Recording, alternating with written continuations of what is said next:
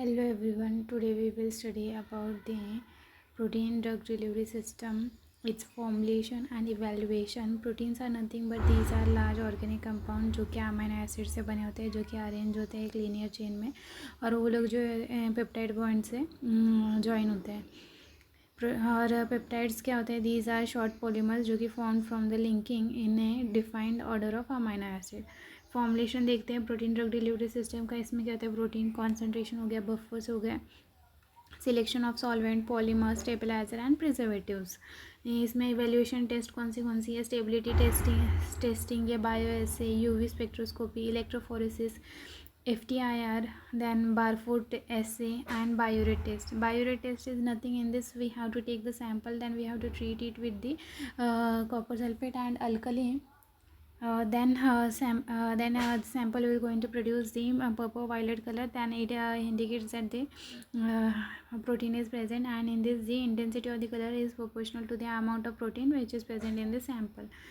This is about the formulation, drug and excipients, its use and example. And in this first one is the protein concentration. At high concentration, aggregation and precipitation will take place. Example is insulin. At low concentration, loss of protein. Example is the vasopressin 10-8. Next is the buffer. It regulates the pH and stabilize and destabilize the protein. So selection of buffer is very important. Phosphate, acetate, citrate is the example. Selection of the solvent selection is very important, as it is likely to stabilize the protein, which are in this example is the polyhydric alcohols, glycerol, then erythritol, then sorbitol. Polymers, we know that it should be biodegradable, biocompatible, it should be non-toxic and easily available and cheap. Natural polymers like we can say collagen, hemoglobin, gelatin. Then synthetic polymers like polyacetic acid, PGA, PLA. Then stabilizer, it is then we can use different stabilizers like surfactant, chelating agent, antioxidant. In that example is EDTA, glycine, polysorbate. Preservatives, it is generally used to prevent the microbial growth so that it will not cause any kind of the contamination. Widely used example in this is the phenol, which is 0.3 to 0.5%. Chlorbutanol, it is 0.3 to 0.5%. Evaluation in this first is the stability testing. The stability testing जो होता है, it is the capability of particular formulation in a specific container closure to remain with its physical, chemical, toxicological, microbiological and protective specification.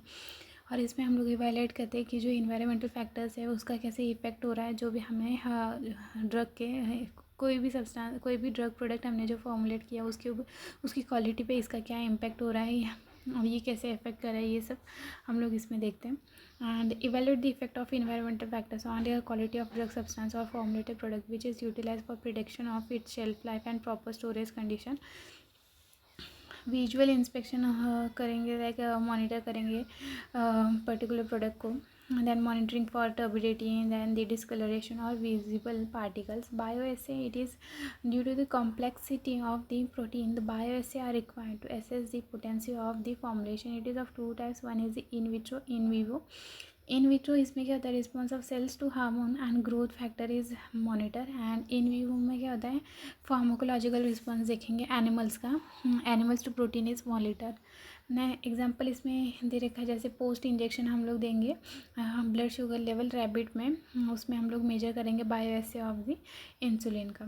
UV spectroscopy, ये generally useful होता है हमें in process quality control में. और इसमें जो protein aggregate होता है स्कैटर करेगा यूवी लाइट को, और उसकी वजह से एब्जॉर्बेंस जो है इंक्रीज हो जाएगा. It is an analytical method.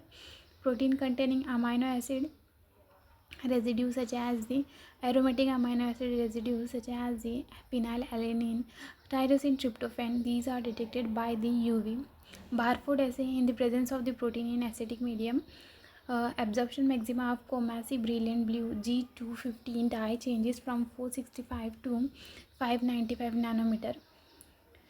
अगर कोई भी प्रोटीन बाइंड नहीं हुआ देन जो सोल्यूशन है वो ब्राउन रहता है, और उसमें जब भी डाई जो है फॉर्म करेगा कॉम्प्लेक्स कार्बोक्सिल प्रोटीन के कार्बोक्सिल एंड में, जो भी प्रोटीन है उसमें जो भी कार्बोक्सिल ग्रुप है उसको जो है डाई जो है फॉर्म करेगा complex due to the van der Waals force की वजह से, और ये जो है कलर प्रोड्यूस करेगा, ब्लू कलर जो है सोल्यूशन में प्रोड्यूस होगा। और इसमें जो है intensity of the colour solution जो है हम लोग मेजर करेंगे स्पेक्ट्रोमीटर से, और इससे हम डिटरमाइन करेंगे कितना कॉन्सेंट्रेशन ऑफ प्रोटीन जो है सैंपल में प्रेजेंट है।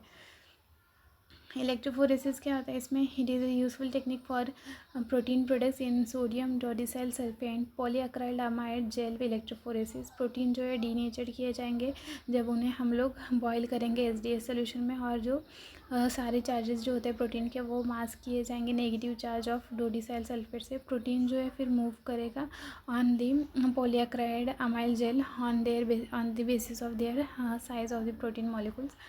It is generally useful for determining the molecular weight of the proteins, and it for visualization of the proteins on the gel reagents. Uh, protein For visualization of proteins, different gel reagents are used, like we can say silver nitrate and comacy brilliant blue dye.